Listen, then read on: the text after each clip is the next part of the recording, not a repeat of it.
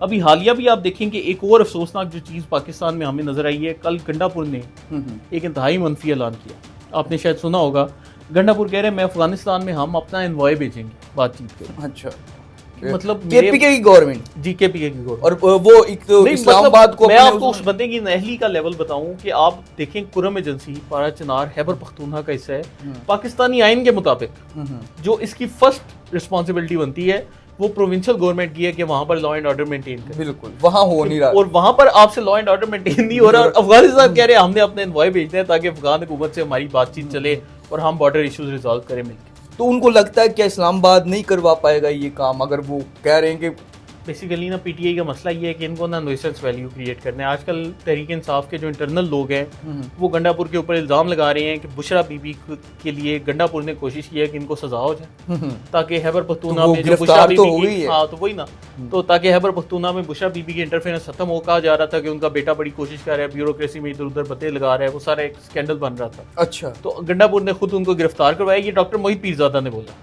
अच्छा, अब वो तहरीक इंसाफ के अपने यूट्यूबर हैं, हम तो नहीं कह रहे। अब उसके मुताबिक ये है कि अगर गंडापुर बुशरा बीबी को अरेस्ट करवाता है तो फिर अब गंडापुर के ऊपर पीटीआई ने अटैक तो लॉन्च करना था। वो आपको नजर भी आ रहे हैं, उनके यूट्यूबर्स ब्लॉगर्स सारे जो जाली अकाउंट्स है ओवरसीज से ऑपरेट हो रहे हैं, वो सारे पीटीआई वाले उन पे लॉन्च है।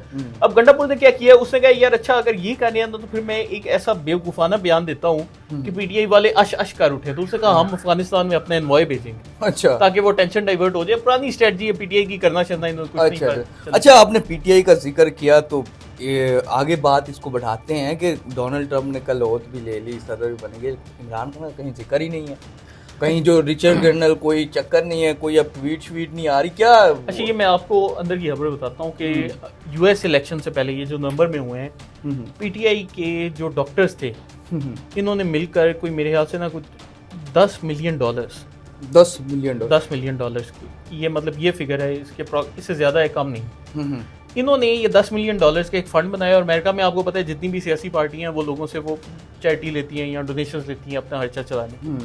तो पहले ना इन्होंने अपने बंदे भेजे रिपब्लिकन्स के पास कि उधर जाकर ना उन्हें कहें कि जी हम आपको $10 मिलियन ऑफर कर रहे हैं, तो आप एज ए पार्टी ना आप अपनी कैंपेन में इमरान खान की रिहाई का भी जिक्र शामिल करें, तो हम आपको $10 मिलियन की डोनेशन देंगे। अच्छा। और इसके रिजल्ट में जो उनसे फिर वो कल को आप हमारी रिहाई में मदद करेंगे। अच्छा, रिपब्लिकन्स ने इनको झंडी गिरा दी। अच्छा, फिर गए डेमोक्रेट्स के पास, अच्छा, मतलब उसी बाइडन के पास जिसका ये कह रहे थे बड़ा।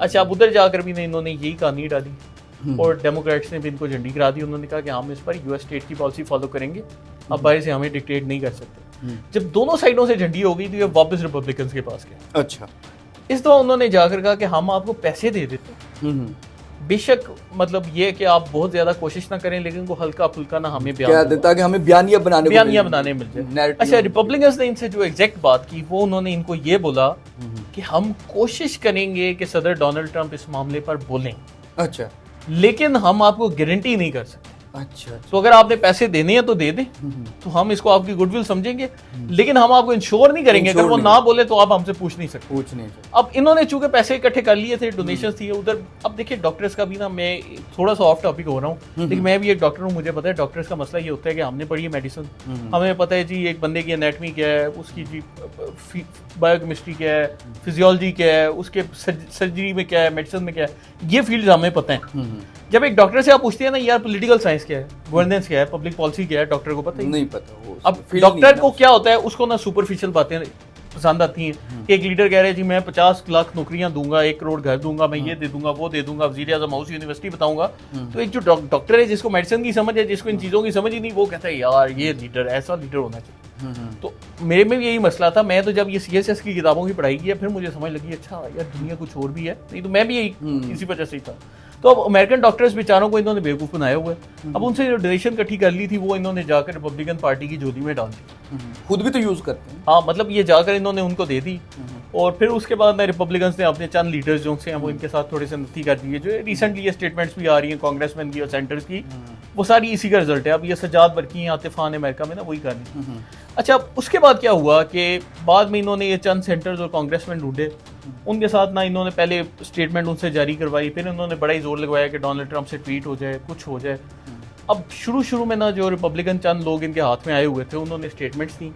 बाद में हमारे ज़राए जो हमें बताते हैं वो ये कि जो MBS है उसके ट्रम्प के और उनकी फैमिली के साथ बड़े डीप कनेक्शन थे।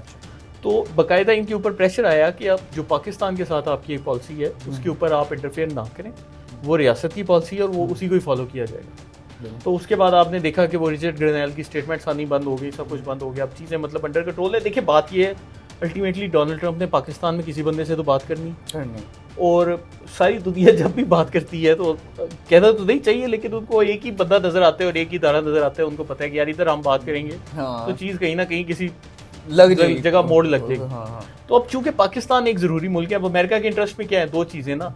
नंबर एक तो ये कि उनको ये जो अफगानिस्तान का पूरी सूरत हाल है उनको भी पता है कि यहाँ पर मतलब चीज़ें खतरनाक हो सकती हैं, हमें यहाँ पर रीजन में अपना एक लाई चाहिए। एक ये भी है कि ये जो सदी है, जिस तरह पिछली सदी को कहा जाता था ना, ये जो हमारे पिछली सदी गुजरी है ऑयल की सदी, कि तेल का बहुत यूज हो रहा है, ये जो हमारी मौजूदा सदी है ये मिनरल्स की सदी। इसको सारे जो एक्सपर्ट्स हैं वो ये कह रहे हैं। मिनरल्स किस लिए कि जितनी भी कंप्यूटर चिप्स बन रही हैं, AI हो रहा है, सारा कुछ हो रहा है, इसके लिए मिनरल्स चाहिए और पाकिस्तान के पास मौजूद है। तो अमेरिका जैसे जितने भी मालिक हैं इस टाइम, उनकी अब फ्यूचर में नज़र पाकिस्तान पे होगी हमारी मिनरल वेल्थ की वजह से। अब देखिए इसी वजह से बैरे गोल्ड है ना पाकिस्तान। अब दूसरा एक इंटरेस्ट क्या है उनका कि उनको अब ऑब्वियसली चाइना को भी कम्पीट करना। तो अब देखिए पाकिस्तान चाइना का सबसे करीबी अलाय है। लेट सपोज अल्लाह ना करे एक मौका ऐसा आता है कि पाकिस्तान और चाइना में इत्तेहाद टूट जाता है, तो दुनिया का कौन सा मुल्क चाइना के ऊपर ट्रस्ट करेगा? कि मतलब जो उनका सबसे पुराना एलाय है, अगर उसको ये अमेरिका तोड़ लेता है तो कोई भी मुल्क चाइना पर ट्रस्ट नहीं इंडिया तो चाइना से नहीं कर। तो इस वजह से पाकिस्तान की इंपॉर्टेंस बहुत ज्यादा है। तो अमेरिका की अब एक ख्वाहिश ये भी है कि वो मतलब तोड़ना चाहते हैं। ऑब्वियस सी बात है पाकिस्तान और चीन दोस्त हैं, ऐसा नहीं होगा, लेकिन वो एक उनका इंटरेस्ट तो एक है। तो इस वजह से PTI है जो से दीवानों के हाथ देख रही है और इनकी कोशिश यही है कि पाकिस्तान को हम प्रेशराइज करें, लेकिन ऐसा होने नहीं। वैसे भी पॉलिसी है ये बड़ी पुरानी, आज की नहीं है, कि जो पाकिस्तान की एस्टेब्लिशमेंट होती है, चाहे वो सऊदिया की वो हों जो मोहम्मद बिन सलमान या उनसे पहले, या अमेरिकन सदर हों, वो ज़्यादा एस्टेब्लिशमेंट की तरफ देखते हैं, वज़ीर आज़म की तरफ नहीं देखते। तो ये तो ऑब्वियस है। तो यही वजह ना। तो अब डोनाल्ड ट्रंप के मुतालिक ये जितना मर्जी कोशिश कर लें, पीछे लग जाएं, भाग लें, तरले कर लें, वो ऐसा कुछ होने नहीं वाला। अब इसमें ना एक साइकोलॉजिकल पहलू भी आ जाता है। जो लोग होते हैं ना पॉपुलिस्ट नजरियात के, पॉपुलिस्ट नजरिया क्या होता है कि फर्ज किया 100 बंदे आपके सामने खड़े हैं एक जलसे में, और वो 100 बंदे कह रहे हैं कि यार हमें अपने सर पे ईंटें मारनी चाहिए। तो अब दो तरह के लीडर हैं। एक लीडर वो है जो उन्हें बताएगा कि यार तुम अपने सर पे ईंटें मारोगे, नुकसान जख्मी होगे, तुम्हारा नुकसान है। जो पॉपुलिस्ट का हम वर्ड यूज करते हैं ना, पॉपुलिस्ट लीडर, वो क्या करता है, वो उनको कहेगा नहीं एक ईंटें नहीं मारनी, तुमने दो ईंटें मारनी, दो मारनी। क्योंकि वो क्या करते हैं, अवामी जुबान करते हैं। अब अवाम बेशक अपना बेड़ा गर्क करने पर तुले हो, वो उनको कहते हैं ठीक है जो अवाम कह रही है मैं उसको डबल करके उनको वही सुना देता हूं। तो यहाँ पर भी मसला ये है कि डोनाल्ड ट्रंप भी एक पॉपुलिस्ट लीडर है, उसका मतलब पॉपुलिस्ट नजरियात हैं, जो लोग कहते हैं वो उसी के ऊपर ही चलने लग पड़ता है। और इमरान खान का ही मसला क्या है कि वो भी पॉपुलिस्ट लीडर है। ठीक है, वो कहते हैं जी 500 बंदे लटकाओ, इमरान खान कहते हैं नहीं मैं 10,000 लटका, मतलब करना शरना कुछ नहीं, लेकिन वो बातें अवाम की दोहरा देनी है, ट्रिपल एक्स कर देनी है। अब इनका क्या बनेगा? जो अब एक सर मैं आपको बता दूं, अब जो दो पॉपुलिस्ट लीडर होते हैं उनकी आपस में कभी जोड़ी नहीं मिलती। ठीक है, जो दो लोग डेमोगॉग्स होते हैं ना, उनकी आपस में कभी दोस्ती नहीं हो सकती। सेल्फ इंटरेस्ट के लिए वक्ती तौर पर वो एक हो भी जाए, फितरतन है उनके अंदर कि वो एक दूसरे से नफरत करें, क्योंकि वो हमेशा एक दूसरे के साथ कंपटीशन में होते हैं। तो मैं इसको साइकोलॉजिकली भी एक इम्पॉसिबल चीज तस्वर करता हूँ जो PTI जिसके आप देखिए। सही। अच्छा, अब भी इनका क्या बनेगा? जो लोग कहते थे ओवरसीज जो यूट्यूबर्स बैठे हुए हैं कि डोनाल्ड ट्रंप आएगा, इमरान खान बाहर आएगा, क्यों अब डर क्यों रहे हो?